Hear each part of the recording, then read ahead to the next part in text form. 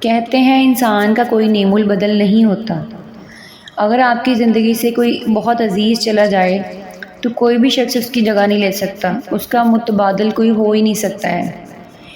اور نعم البدل بھی دو طرح کے ہوتے ہیں، ایک ہوتا ہے عام اور ایک ہوتا ہے خاص۔ نعم البدل عام یہ ہوتا ہے کہ آپ سے کوئی چیز، بہتر چیز آپ سے چھین لی جائے اور آپ کو بہترین سے نوازا جائے، اور خاص وہ ہوتا ہے کہ جو چیز آپ سے چھن گئی ہے، جو چیز آپ سے لے لی گئی ہے، آپ کو دوبارہ وہی چیز مل جائے۔ یہ کیسے ممکن ہے کہ ایک انسان آپ کی زندگی سے چلا جائے اور دوبارہ آپ کو وہی مل جائے؟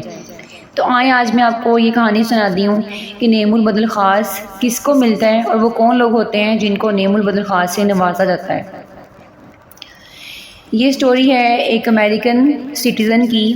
ایک امریکی شہری تھا، اس کے 3 بچے تھے، اور ایک شام اپنے بچوں کو شاپنگ کے لیے لے کر جاتا ہے، اور راستے میں اس کی گاڑی سے ایک اور گاڑی ٹکراتی ہے، اور وہ ایکسیڈنٹ اتنا شدید ہوتا ہے کہ اس کے تینوں بچے موقع پر ہی دم توڑ دیتے ہیں۔ اس کی بیوی بہت زخمی حالت میں ہوتی ہے۔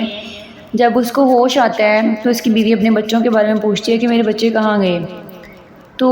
شوہر بہت بے بس ہوتا ہے، وہ اپنی بیوی کو تسلی دیتا ہے کہ اس کے بچے اللہ کے پاس چلے گئے ہیں، کوئی بھی نہیں بچا۔ اور سب سے بری خبر یہ ہوتی ہے کہ وہ عورت دوبارہ کبھی ماں نہیں بن سکتی۔ اب دیکھیں، ایک لمحے میں اس کی دنیا بدل گئی کہ وہ صاحب اولاد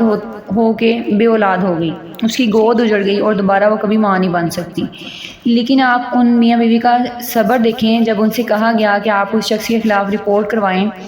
جس نے یہ حادثہ کیا ہے، تو وہ کہتے ہیں کہ وہ شخص تو بہت اثر و رسوخ والا ہے، وہ تو آئے دن کسی نہ کسی کی جان لیتا ہے، اور آج اس نے ہمیں ہماری اولاد سے محروم کیا ہے۔ کل اگر ہم اس پہ کیس کروائیں گے، ایک تو یہ ہے کہ اس کو سزا نہیں ملے گی اس دنیا میں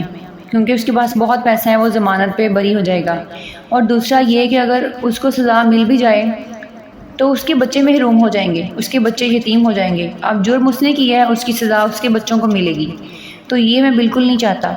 اب وہ کہتے ہیں کہ ہم نے اللہ پہ چھوڑ دیا ہے کیونکہ اللہ تعالیٰ تو سب دیکھ رہا ہے نا، اللہ کی مرضی کے بغیر تو کچھ بھی ممکن نہیں ہے۔